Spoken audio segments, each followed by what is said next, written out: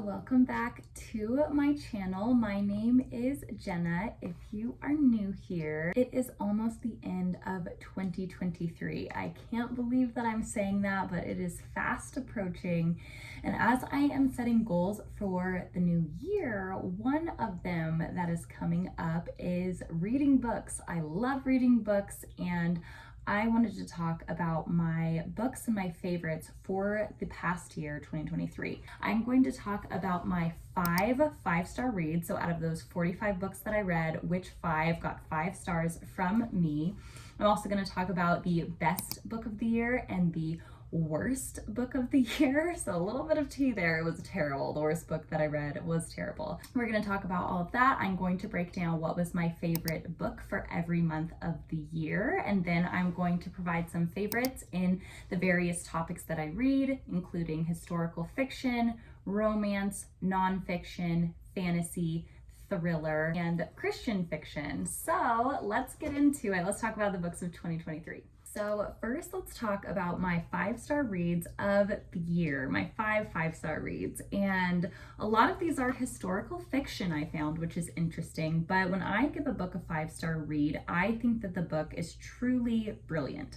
I don't just give 5-star reads to entertaining books, because a lot of books are very entertaining without being particularly clever or brilliant or written well. And so that is kind of my fantasy genre feels, is that I love entertaining books. I love a good fantasy read. I love a good Sarah J. Maas book, but they aren't 5-star reads for me because I don't think that they're brilliant books.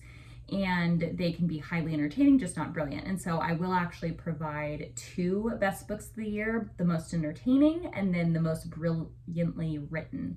So they don't always go hand in hand, but for the most part, 5-star reads were both entertaining and brilliantly written. So let's get into it. So the first 5-star read was Daisy Jones and the Six by Taylor Jenkins Reid. The second was The Tattooist of Auschwitz by Heather Morris. The third was Set the Stars Alight by Amanda Dykes. The fourth was Winter Garden by Kristen Hanna. And the fifth was The Diamond Eye by Kate Quinn. Now let's break down my favorites of every month. January's favorite was Winter Garden by Kristen Hanna. February's favorite was The Love Hypothesis by Ali Hazelwood. March I didn't read very much, so this isn't like a favorite book, but it was the best that I read of March's options. So it was Eleanor Oliphant is Completely Fine by Gail Honeyman.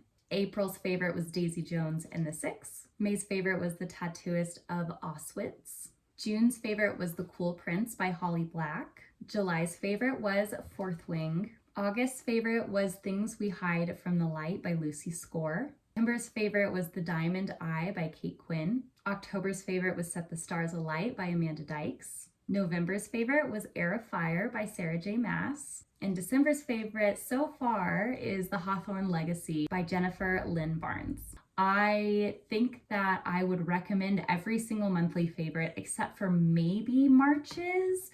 Eleanor Oliphant is Completely Fine was really good, but it is a little quirky, so it won't be everyone's cup of tea, but everything else, kind of depending on what genre you read in, because some are historical fiction, some are more romance, but all were super good if you like that genre. Okay, let's award my best and worst books of the year and then break them down into each individual category. I cannot DNF a book. It is just feels wrong. So I ended up suffering through this one, but it was very cringy. It was It Happened One Summer by Tessa Bailey.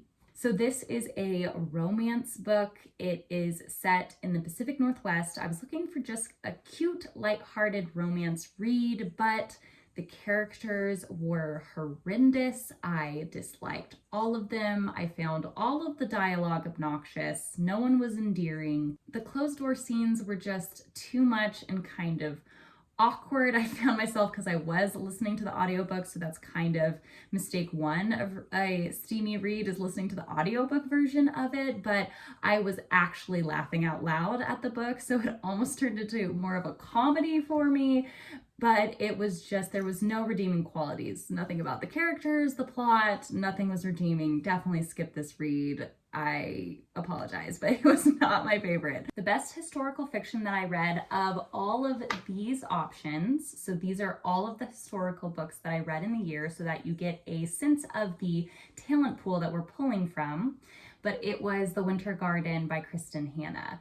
This was a hard category because I read some great historical fiction books in the past year. This book, be warned, is very, very, very sad. The story includes two sisters and they are learning the story of their mother, and their mother is from Soviet Russia during World War II and the starvation that was happening in Leningrad. I always find myself learning so much about the world and truth and life from Kristen Hanna's works, and this book is no different. I had no idea that this city was even under siege and that they underwent the starvation in World War II. I don't know how, it must have just breezed right past my knowledge when I was going through world history, but this was an incredibly heartbreaking read, but so, so good. The best nonfiction read that I read out of these options right here was The Ruthless Elimination of Hurry. This one was so convicting. I read it at the start of the year and it still stays in my mind. The lessons I learned from that book, it was so good. A kind of breezy, lighthearted nonfiction read, nothing too dense.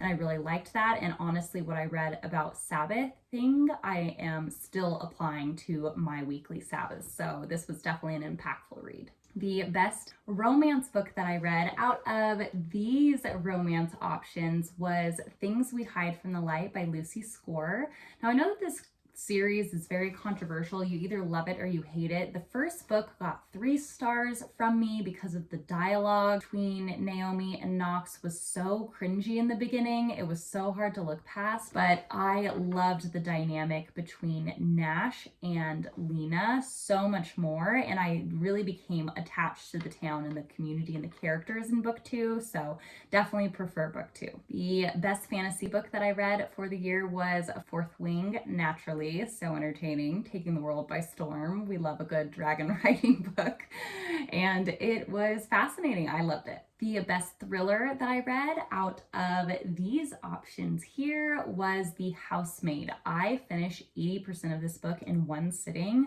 It was so enthralling, and for thriller books, I prefer kind of a more lighthearted, fast thriller, and this delivered. Oh my goodness, it was unexpected. It wasn't too dark to where I was emotionally scarred afterwards. So this is the thriller genre that I really like staying within. And then the best Christian fiction that I read, but it was the only Christian fiction that I read, but it was such a good book if you're reading within that genre, and it was Set the Stars Alight by Amanda Dykes. So brilliant. So the themes are so interwoven between past and present. I love a good past and present jumping book, but it was so well connected. It wasn't just like a little minor parallel. It was, the stories were crisscrossing and spider webbing, and it was such a good read. Okay, so with no further ado, best overall of the year for the entertainment factor was Fourth Wing. Naturally, I cannot wait for the movie to come out. I'm sure that there will be a movie at some point.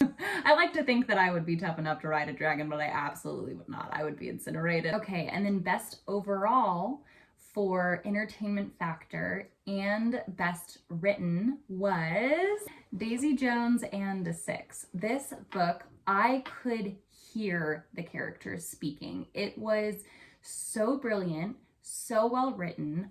It was honestly on another level how well this was written. It was kind of written as an interview style, like you're watching a docu-series. You're literally picturing, it was like watching a movie in my head is how it was. It was so good. The themes in it were so powerful. It was just honestly such a brilliant read. I loved it. Okay, so those were the books of 2023. I read some amazing reads, some entertaining reads. I'm so excited to read more in this next year. There are some amazing books on my TBR currently and on my desk currently waiting for me to get into. But I am just so excited to get into 2024 and all of the good reads that will come following. So thank you so much for watching this video. I am so grateful that you did. If you liked it, please remember to give it a little thumbs up and to subscribe to my channel for content that might be similar to this in the future. I can't wait to catch you in 2024 and talk some books that we're reading together. So be sure to stick around so that we can have those conversations in the future. I look forward to posting more book content in the coming year as I read some of these new books that are on my TBR. So thank you again so much for watching. I cannot wait to catch you in the next video. Bye, friends.